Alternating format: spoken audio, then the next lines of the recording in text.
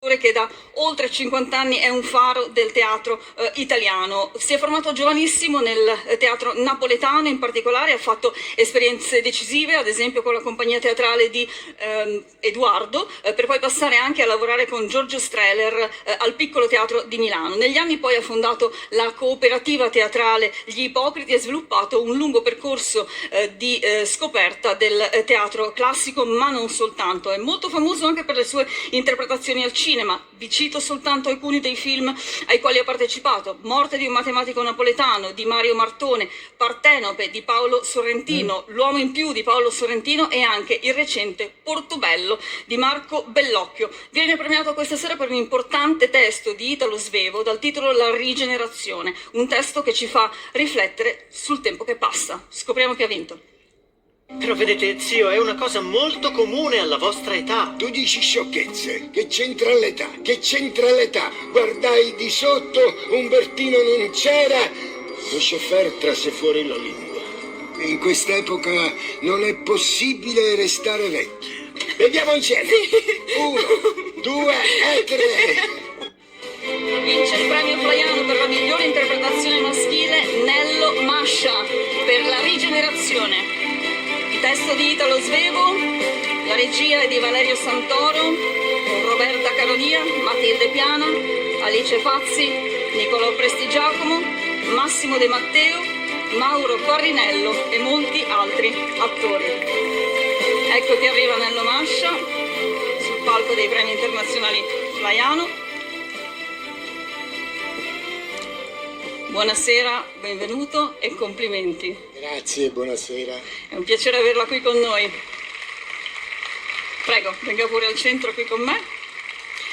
Allora, La rigenerazione. In questo testo lei interpreta Giovanni Chierici, un uomo che non sopporta benissimo il passare del tempo. Questo testo però è forse una riflessione più ampia su come tutti noi facciamo fatica, no, ad accettare gli anni che passano. Sì, è un tema attualissimo che non morirà mai. Tutta l'umanità vorrebbe ringiovanire. Il testo di Italo Svevo è un testo che cerca di imitare in qualche modo Woody Allen, che so, Charlie Chaplin.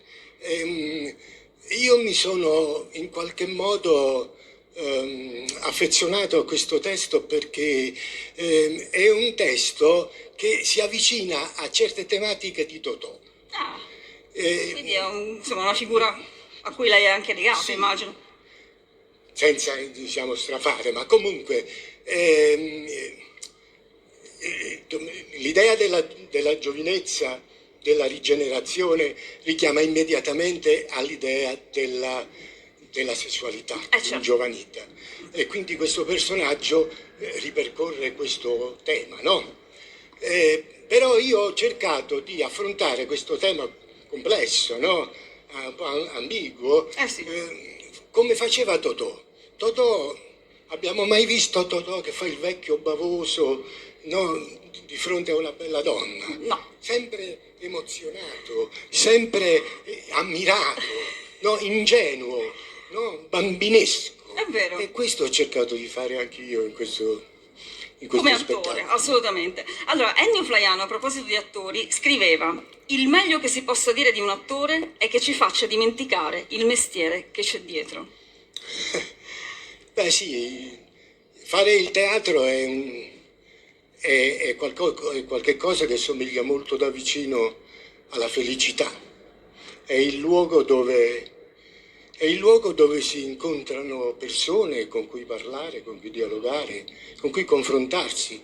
È il luogo dove regna la parola compagno, no? Compagnia, compagno, cum panem, cioè persone, esseri umani che dividono insieme il pane. Quindi c'è amicizia. Un concetto bellissimo. C'è collaborazione. Non ci può essere teatro se non c'è amicizia. È vero. Grazie. Allora io invito sul palco Gianfranco Bartalotta, membro di giuria, per consegnarle il Pegaso d'Oro a Nello Mascia, che vince appunto per la sua interpretazione in La rigenerazione di Italo Svevo. Complimenti davvero a Nello Mascia, gli facciamo un grande applauso ancora mentre accogliamo sul palco Gianfranco Bartalotta. Eccolo. Teresa, se tu eri emozionato, io sono più emozionato. Ecco il suo Pegaso d'Oro, congratulazioni! Congratulazioni a Nello Mascia e grazie anche a Gianfranco Bartalotta. Grazie e buona serata.